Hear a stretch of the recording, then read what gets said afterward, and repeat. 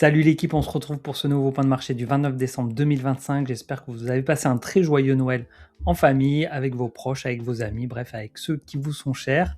Et on se retrouve du coup entre ces deux fêtes, la fête de Noël et la fête de fin d'année pour le réveillon. Donc voilà, j'espère que vous profitez de cette période pour vous reposer, pour partager des bons moments en famille ou entre amis. Et si vous travaillez, je vous souhaite bien du courage et ou du plaisir dans ce que vous faites. On est ensemble. Comme chaque lundi, je le précise pour ceux qui nous rejoindraient sur cette vidéo, on a une première partie dédiée plus à l'analyse macroéconomique. Ensuite, on a un focus sur un sujet X ou Y. Donc cette semaine, on va parler des altcoins. Est-ce qu'on aura une potentielle altcoin season avec le retour des liquidités en 2026 ? Et dans une deuxième partie, on ira voir sur les graphiques où en sont les principales classes d'actifs, les indices boursiers américains, l'or, le pétrole, le dollar et bien sûr Bitcoin et les cryptos. Avant de commencer, je vous rappelle que je ne suis pas conseiller financier, je n'ai pas non plus de boule de cristal, je vous partage simplement mon analyse et ma vision du marché, notamment basée sur la psychologie des marchés au travers de l'analyse technique, et rien dans cette vidéo ne constitue un conseil en investissement.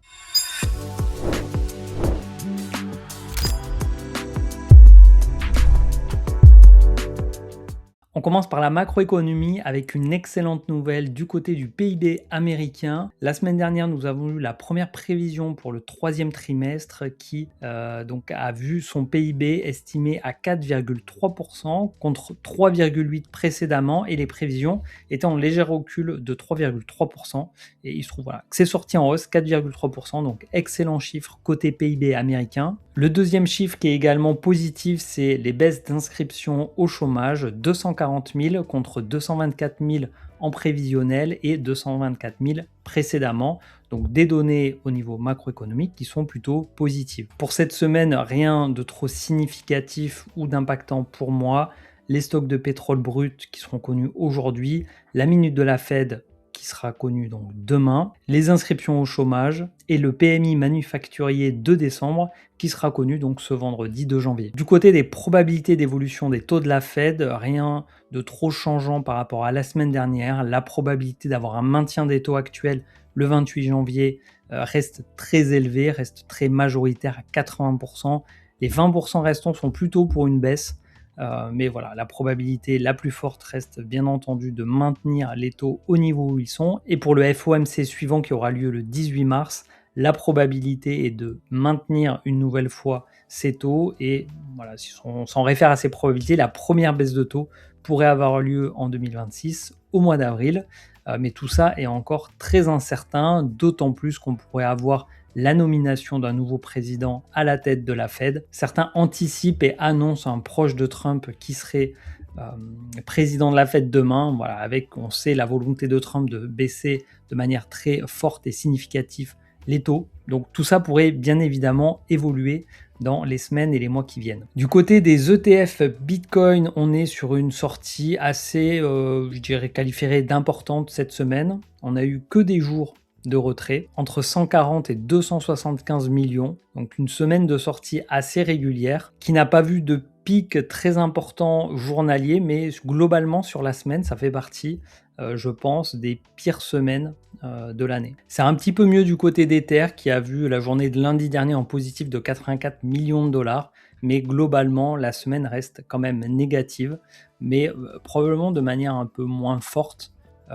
que sur Bitcoin. Du côté des entreprises et de leurs réserves stratégiques, alors tout confondu, ici on est à plus 0,69%, mais ça inclut les ETF, malgré le fait qu'on ait plutôt une baisse sur 30 jours, donc ça veut dire que c'est compensé par les entreprises, pas de manière importante, mais quand même un petit peu, et on le voit ici sur ce graphique, voilà, c'est que côté des entreprises privées ou publiques, on a au moins un maintien du niveau de Bitcoin dans les réserves. Du côté d'ETH, on est également dans une légère tendance haussière, même peut-être un petit peu plus haussière que Bitcoin. Et si on regarde par rapport au mois de novembre, le mois de décembre a été un mois plus fort, plus important en accumulation d'ETH en décembre.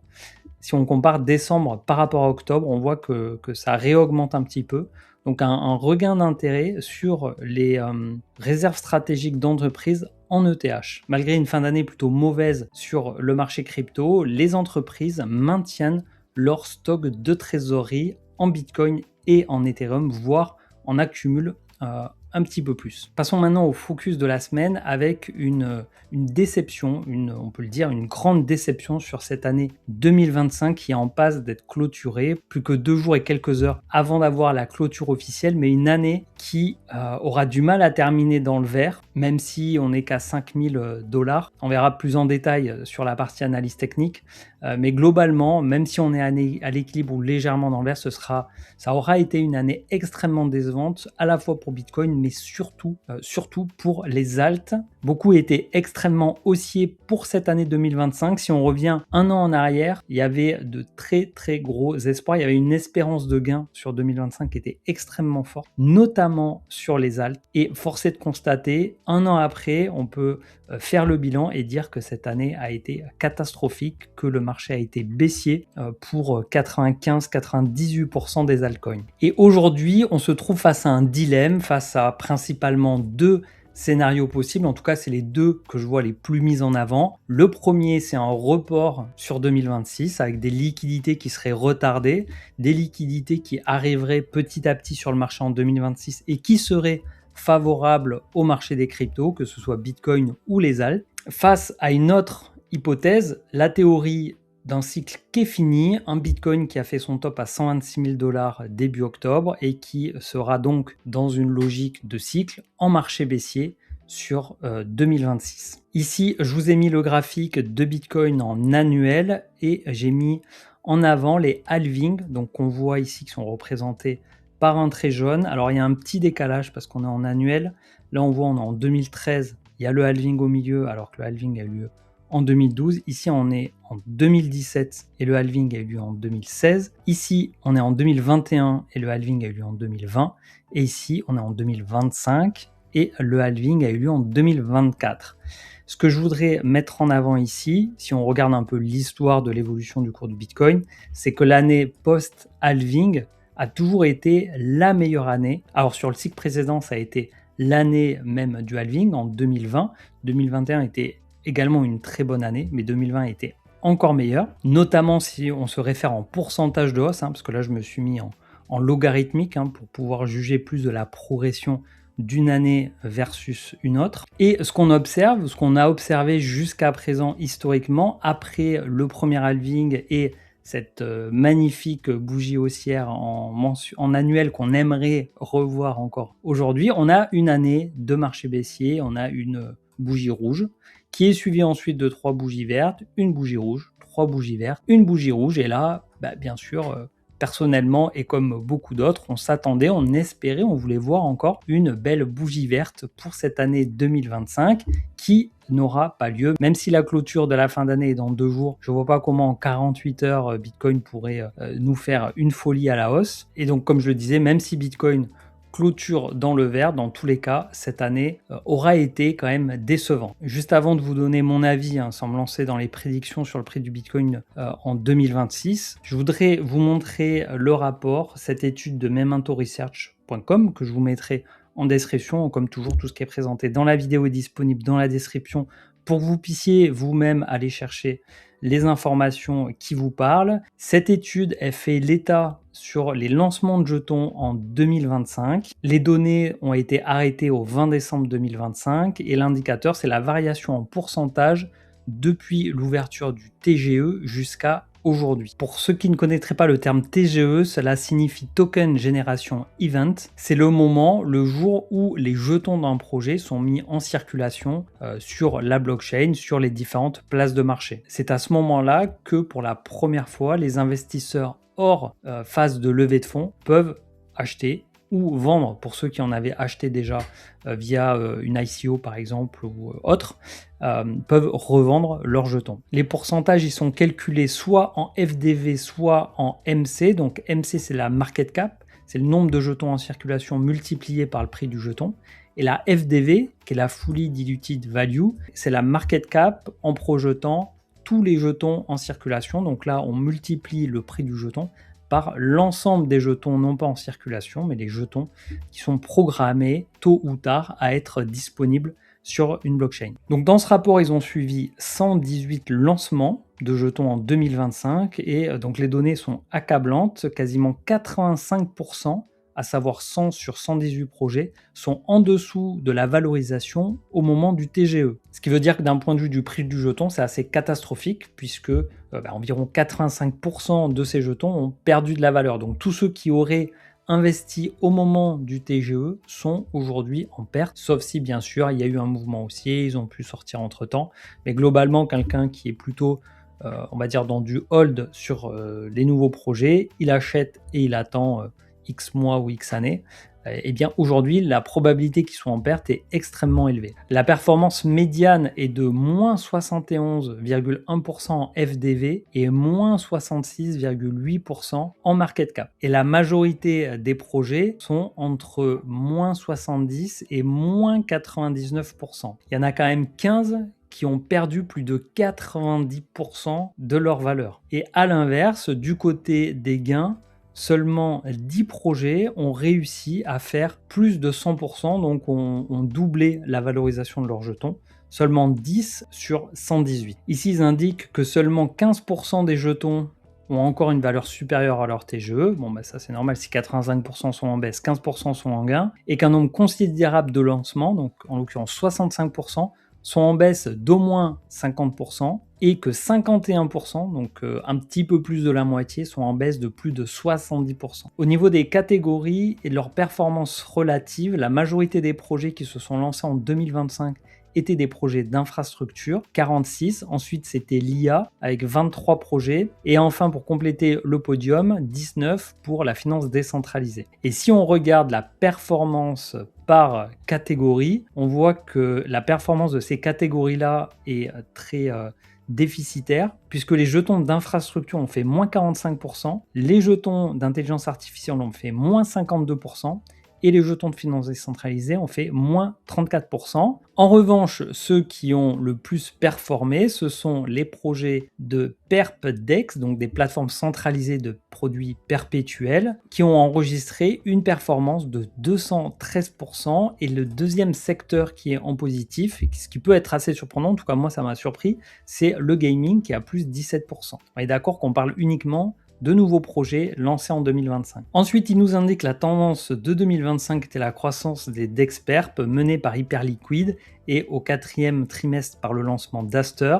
Les DexPerp, donc qui ont fait plus 213% en moyenne, ont connu une performance exceptionnelle sur un échantillon restreint où la médiane reste toutefois négative. La taille de l'échantillon pour les jeux vidéo est jugée trop petite pour en tirer des conclusions significatives et est biaisée par une valeur aberrante, ce qui lui confère une moyenne positive alors que la médiane est à moins 86%.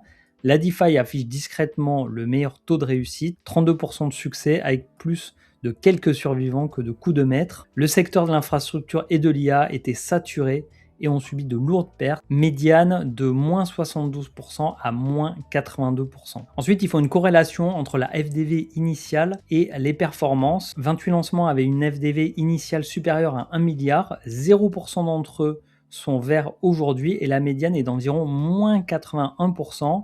C'est pourquoi l'indice pondéré par le FDV est bien pire que l'indice à pondération égale. Les lancements importants ont pesé sur l'ensemble de l'année. On le voit très nettement sur ce tableau, plus la FDV est faible, plus la probabilité d'être dans le vert, d'avoir un projet qui soit dans le vert augmente, et plus la FDV initiale est élevée, plus la perte est également importante. La conclusion qu'ils en tirent, c'était que les valorisations initiales étaient beaucoup trop élevées et supérieures à la juste valeur, ce qui a entraîné une performance à long terme inférieure avec des pertes en pourcentage plus importantes. Les conclusions à tirer de ce bilan 2025 et les perspectives pour 2026. Pour les conclusions, le TGE s'est avéré le plus souvent un point d'entrée défavorable pour la plupart des jetons, le résultat médian étant généralement une baisse de 70%. Le TGE n'est plus une phase de lancement précoce et représente le sommet des lancements surmédiatisés aux fondamentaux médiocres. Les projets lancés avec des valeurs initiales de FDV élevées n'ont pas vu leur prix augmenter. Au contraire, ils ont été revus à la baisse de manière significative. La leçon qui tire de cet ensemble de données, c'est que En 2025, le TGE a été une période de réinitialisation des valorisations.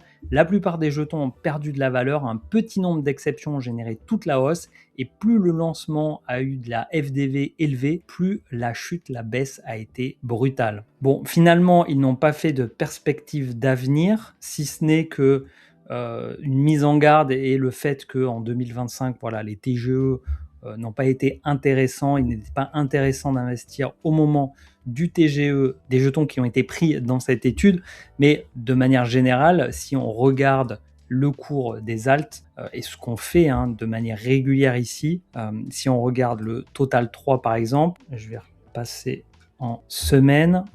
Si on regarde le Total 3, depuis septembre 2025, on est venu buter sur cette résistance, la même que sur la fin d'année 2024. Un an après, on se retrouve ici avec une performance de moins 27%. Le Total 3, c'est l'ensemble du marché crypto hors Bitcoin et Ether.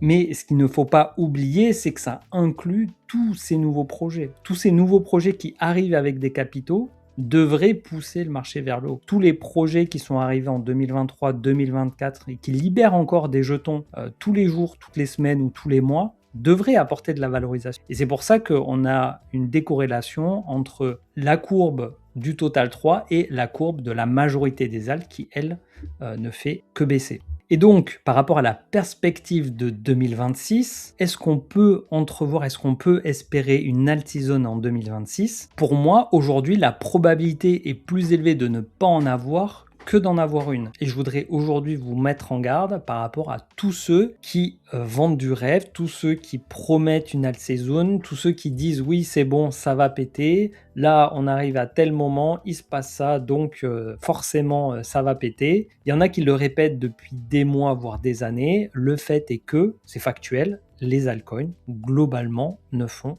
que baisser depuis 2022. Il y a un graphique qu'on regarde ensemble également depuis que j'ai lancé ce type de format il y a quelques mois, je crois que c'était courant d'été. Other versus Bitcoin. Donc Other, c'est l'ensemble du marché crypto hors top 10 comparé à Bitcoin. Depuis tout début 2022, là on est sur janvier 2022, l'ensemble du marché crypto baisse par rapport à Bitcoin. Si on regarde la Bitcoin dominance, même si on a eu cette grosse correction durant l'été 2025, globalement, la dominance du Bitcoin, elle est en hausse depuis plusieurs mois, plusieurs années maintenant. Alors, est-ce que la dominance du Bitcoin peut chuter? Évidemment, c'est possible. Historiquement, en tout cas, ça a déjà été le cas. Ça a été le cas en 2021. Là, on a eu une magnifique alt season. Ça a été le cas également sur le cycle précédent 2017-2018 où c'était l'arrivée des alts aussi, puisqu'avant il n'y avait que Bitcoin. Bitcoin c'était 95%, 90% de la dominance. Donc est-ce que le marché crypto peut être fait exclusivement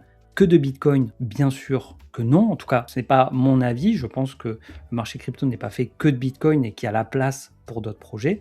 Maintenant, quant à la valorisation de ces jetons et leur potentiel de hausse, je dis attention. La question que je me pose aujourd'hui sur les alts, et je vous invite à me dire ce que vous en pensez en commentaire, c'est qui a envie d'en acheter. On parle d'un retour de liquidité pour 2026 qui va faire exploser les alts. Qui va en acheter? La grande majorité des gens ne s'intéressent pas aux cryptos. Pour les gens les plus, on va dire, dégènes d'entre nous, pour les investisseurs les plus attirés par l'appât du gain, ou voilà, la curiosité de découvrir cette classe d'actifs et d'aller sur des actifs volatiles pour aller chercher des gros gains. Je pense que ceux qui, à un moment donné, tôt ou tard, ont entendu parler de crypto et ont voulu y aller, y sont allés. Il y a eu une vague en 2017, parce que c'est à chaque sommet, à chaque pic, à chaque moment de FOMO ou d'euphorie extrême. Donc il y a eu une vague 2017-2018, il y a eu une autre vague encore plus importante et probablement la plus importante jamais connue et qui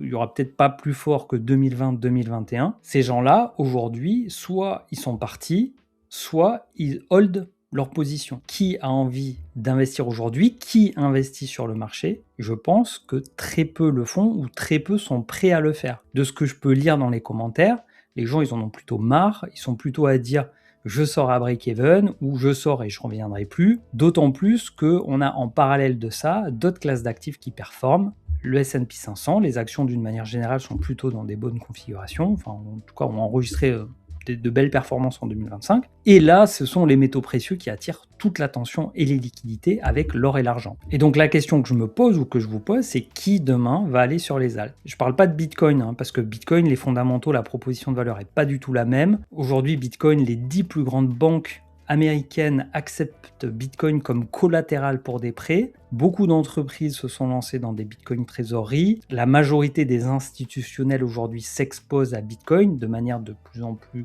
progressive, de plus en plus importante, que ce soit dans le nombre d'entités ou dans le pourcentage détenu. Donc pour Bitcoin, j'ai pas d'inquiétude sur le fait que son prix pourrait se valoriser dans le temps. Je pense que son adoption ne fait que croître et que sa volatilité va continuer de baisser et que son prix va continuer de monter, même si bien évidemment rien ne monte en ligne droite. En revanche, pour les alts, alors je vous disais que je pense pas que le marché crypto sera fait que de Bitcoin, c'est juste que pour les alts, et d'ailleurs ça pourrait être l'objet d'une vidéo sur les leaders de narratif dont on a également pas mal parlé. Je pense que ce marché-là a besoin encore d'être purgé et comme on le voit sur chaque cycle, il y a 90-95% des jetons qui vont partir à la cave, quelques-uns vont rester, et ensuite on va voir émerger de nouveaux projets. Mais là où je vais être un petit peu sceptique, c'est que au vu des gains passés, il y en a pas mal qui sont venus sur le marché crypto ou qui sont revenus sur le marché crypto, et qui n'ont pas eu les rendements et les gains espérés. Et donc ces gens-là, est-ce qu'ils vont revenir à un moment sur le marché crypto? Je sais pas. Est-ce que les institutionnels vont se mettre sur les alts? Je sais pas. Et ce sur quoi je voudrais également vous amener à réfléchir, c'est selon les discours des uns et des autres, et le mien y compris, c'est de vous poser la question, qu'est-ce qu'il a à me vendre? Pourquoi il fait ce contenu? Qu'est-ce qu'il va proposer derrière? Est-ce qu'il propose quelque chose derrière d'ailleurs? On est tous biaisés, on a tous nos convictions, on est tous biaisés par tel ou tel biais psychologique, émotionnel ou historique. Et on a tous quelque chose à vendre parce qu'on a tous besoin de manger. Donc il n'y a pas de mal à vendre des choses, je critique pas ceux qui vendent des produits puisque moi-même je le fais. En revanche, il faut bien avoir en tête qu'est-ce qui est vendu par telle ou telle personne en fonction de ce qu'il dit. Parce que inévitablement, ce qui est vendu peut biaiser celui qui partage ses convictions, ses points de vue et son analyse sur le marché. Donc pour résumer, personne n'a de boule de cristal, personne ne sait de quoi 2026 sera fait, tous les scénarios sont possibles, ils sont sur la table, après c'est une histoire d'évaluation de probabilité, et ça, comme je vous le disais, avec notre expérience, notre expertise et également nos biais et nos convictions, on va évaluer des probabilités qui vont être différentes. Et moi aujourd'hui, la probabilité la plus forte que je vois sur le marché crypto des alts, c'est tout simplement que je ne vois pas d'explosion des alts sur le marché crypto pour 2026. Je pense toutefois que certaines cryptos performeront, mais elles seront à la marge. D'ailleurs, je me souviens, il y a 1 an ou 2 de ça, je faisais pas mal de vidéos de projets. Quasiment toutes les semaines ou toutes les 2 semaines, je parlais d'un projet qui était soumis au vote dans l'onglet communauté de la chaîne. Et les projets, globalement, j'étais très sceptique, voire critique. Et je pense à des projets comme Jasmy ou CKB, et où je me suis fait éclater dans les commentaires, je me suis fait insulter. Il y en a même que j'ai dû supprimer tellement ils étaient insultants, dénigrants, enfin bref, c'était pas acceptable de les laisser, et surtout qu'il n'y avait pas d'argument en fait, il n'y avait pas lieu de discuter avec ces gens-là. Quand je demandais des faits concrètement, pourquoi, voilà, il y avait pas, c'était juste voilà, il fallait que ça monte, ça devait monter, c'était le projet génial, c'était le Bitcoin japonais en l'occurrence pour Jasmy.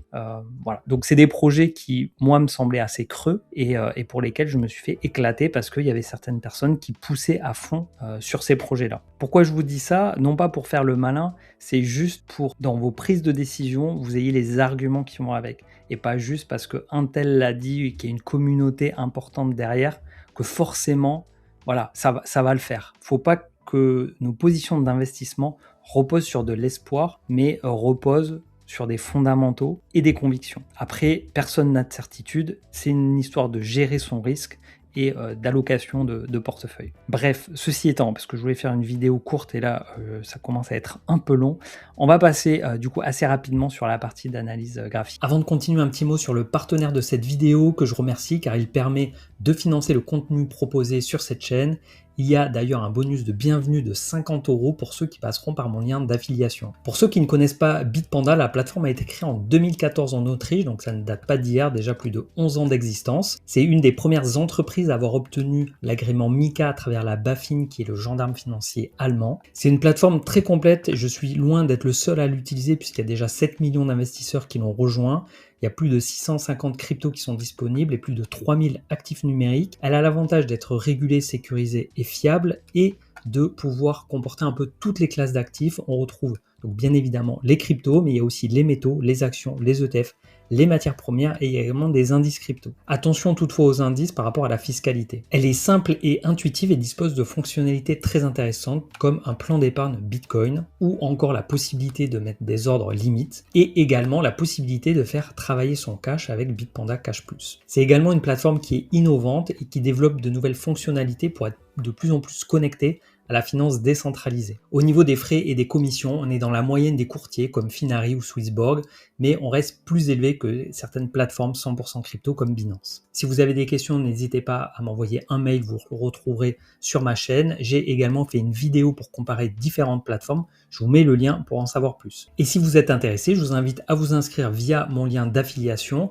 pour pouvoir bénéficier de 50 € offerts en Bitcoin. On commence par le SP500 qui est sur ses plus hauts historiques, clôture la semaine dernière sur un nouveau historique, 6925 points. Le Nasdaq, lui, donc qui représente les valeurs tech US, qui est un petit peu moins bien, mais qui est quand même relativement proche de ses plus hauts historiques. Donc, je le rappelle, les indices boursiers américains qui sont dans ce grand canal haussier, j'enlève le halving, on peut enlever ça également. Hop. Donc une tendance très haussière sur les indices boursiers américains, que ce soit Nasdaq ou SP500. Le gold également qui est très haussier, qui est toujours dans son canal haussier. Exactement comme au mois d'octobre, on voit que le gold est rejeté sur cette droite de tendance haussière. On avait eu ce range pendant plusieurs mois, plusieurs années du gold. Il a été cassé par le haut. On est rentré dans cette tendance haussière. Et voilà, là on arrive sur le haut de ce canal haussier et généralement, en tout cas, c'est ce qui s'est passé à chaque fois que ça arrive. Ici, hop, ça a consolidé. Ici, ça a consolidé. Ici, ça a baissé. C'est reparti assez vite. Il n'y a pas eu trop de consolidation sur ces niveaux-là. Au bout de quelques semaines, c'est reparti à la hausse pour faire des plus hauts historiques. Maintenant, ça évolue voilà, autour des 4372 actuellement, c'est monté jusqu'à 4500 et quelques dollars l'once d'or. L'or qui pourrait consolider un peu quelques semaines, en tout cas je pense que dans ce mouvement haussier, pour que ça reste une hausse saine, il faut éviter un mouvement trop exponentiel. Là, si on voyait l'or partir comme ça, là, cassé par le haut et partir très très fort, ce serait pour moi pas une bonne chose, ou en tout cas il y aurait, je pense, une opportunité, une très belle opportunité pour prendre des profits et se désexposer de ce marché qui, une fois qu'il rentre en marché baissier, peut durer très très longtemps, que ça se compte en mois et en années carrément. Mais ça, je vous l'avais déjà partagé. Ici, là, quand l'or est rentré en marché baissier en 2011, ça a duré comme ça une dizaine d'années avant de retrouver ses plus hauts historiques. Et si on regarde encore plus dans le passé, c'est pire. Ça avait duré, je crois, quelque chose comme 30 ans entre les années 80 et les années 2010. Donc actuellement, l'or est dans son run, donc laissons-le continuer de profiter, mais tout en restant, je pense, en tout cas moi, vigilant. C'est pas maintenant en tout cas que personnellement je me positionnerai sur l'or. Et si on regarde le BTC versus l'or, on voit qu'on a cassé ce support, qu'on a eu une confirmation, là on a la cassure, ici on a la semaine suivante qui confirme cette baisse. Là sur ce début de semaine, on a un rebond. Voilà, est-ce que vraiment on va arriver à réintégrer cette zone-là? Est-ce que c'est un excès baissier avant de réintégrer ce support? Ou est-ce que ça va faire office de résistance et repartir plus bas? Bon, l'avenir nous le dira. Personnellement, je reste toujours très haussier à long terme sur Bitcoin. Je pense que Bitcoin surperformera l'or, mais ça voilà, c'est mes biais et mes convictions, donc il faut en tenir compte.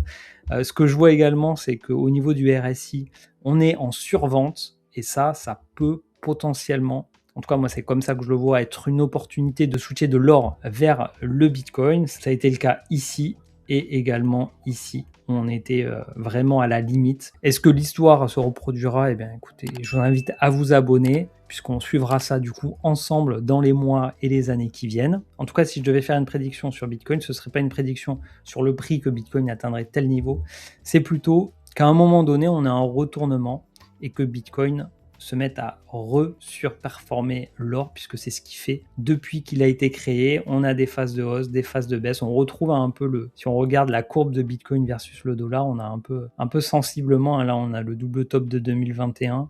Là, on a le marché baissier de 2022, la reprise haussière de Bitcoin en 2023. Mais force est de constater que sur cette année 2025, c'est l'or qui a été bien plus performant que Bitcoin. Et je dois vous avouer que ici, je pensais que Bitcoin rebondirait. Ici, je pense que Bitcoin rebondira, mais peut-être pas. Peut-être que Bitcoin ira faire des plus bas versus l'or et retrouvera ce niveau-là où il faudra 9 à 10 onces d'or pour pouvoir acheter un BTC.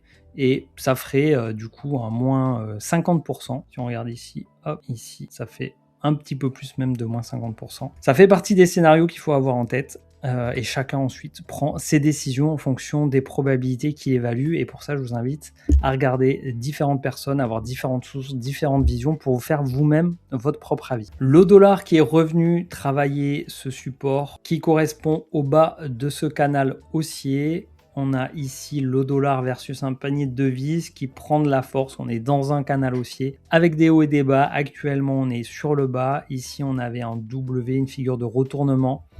Laissant penser, en tout cas pour moi, c'est la probabilité la plus élevée. Et d'ailleurs, les probabilités les plus élevées ne signifient pas que l'événement arrivera forcément, puisque même s'il y a que 10% de probabilité que ça baisse, eh bien, ça peut tout à fait baisser. La probabilité 0 ou 100% n'existe pas. Et donc, on est revenu ici sur le bas de ce canal et actuellement, on est en train de partir vers le bas. Donc, le dollar qui s'affaiblit par rapport à un panier de devises. Dans ce panier de devises, on a bien sûr l'euro. Donc, l'euro qui prend de la force par rapport au dollar, qui retrouve ses plus hauts. Je reste pour autant sur le même scénario. La probabilité la plus élevée que je vois, c'est de réintégrer ce canal baissier qui dure depuis plusieurs années et que pour invalider ce scénario-là, il faudrait faire un plus haut que le précédent. Si on dézoome, qu'on regarde une unité de temps encore un peu plus grande, aller faire un plus haut qu'ici et donc aller faire un plus haut autour des 2,23, 2,24. On pourrait à ce moment-là envisager un changement de tendance avec un euro qui redeviendrait plus fort que le dollar, mais voilà, pour moi c'est pas encore confirmé. Du côté des cryptos, donc Bitcoin, on l'a vu en annuel, maintenant on le voit en semaine, on a une semaine de baisse la semaine dernière, on démarre cette semaine également dans le rouge, on est toujours sur le niveau des 86 000, 87 000, ici on a un espèce de support, on a vraiment une forte baisse de la volatilité, malgré le fait qu'il y ait peu de volume actuellement. On a ici donc un cours qui évolue entre les 87, 86, 87 000 et les 92 000, voire les 90 000 sur les 3 dernières semaines qui peinent à être franchis. Donc un Bitcoin qui est quand même très faible, qui peine à retrouver l'attrait des investisseurs. Du côté d'Ether, c'est sensiblement pareil. On est sur le niveau des 3000 $ qui peine à être maintenu. On verra ce que 2026 nous réserve, mais force est de constater que Ether sur 2025 a tout juste revenu sur son ATH du cycle d'avant, a été très décevant et ça fait partie des éléments qui me font être pessimiste sur le marché des cryptos hors Bitcoin. C'est que ça manque un peu de performance pour attirer des investisseurs ou des nouveaux investisseurs. Donc voilà, je dis pas que c'est impossible qu'on n'ait pas sur 2026 une explosion d'Ethereum ou d'autres cryptos. Ça reste tout à fait envisageable, mais ça manque vraiment d'attrait et d'intérêt, même si quand même il ne faut pas oublier que niveau entreprise, il y a quand même des réserves stratégiques sur Ethereum qui sont de plus en plus importantes et c'est un fait à ne pas oublier. On pourrait très bien, si on a un mouvement haussier, retrouver du FOMO. Si demain Ethereum arrive à passer les 5000 $, ça pourrait faire revenir du monde. Enfin, Ether qui fait des plus hauts historiques et qui performe, ça pourrait effectivement créer comme ça un espèce de FOMO. Encore que, c'est vrai que je reste quand même assez dubitatif sur ce top de Bitcoin à 126 000 $ qui s'est fait un peu dans l'indifférence. J'ai été habitué au cycle de marché, au top de marché où on avait une euphorie absolument folle sur le marché crypto. Là, ça n'a pas été le cas. Ce sera probablement potentiellement, en tout cas, c'est un top local sans euphorie sur Bitcoin et sur le marché crypto en général. Sur ce, je vous souhaite un excellent réveillon de fin d'année et je vous donne rendez-vous donc en 2026. À la semaine prochaine et d'ici là, portez-vous bien. Ciao.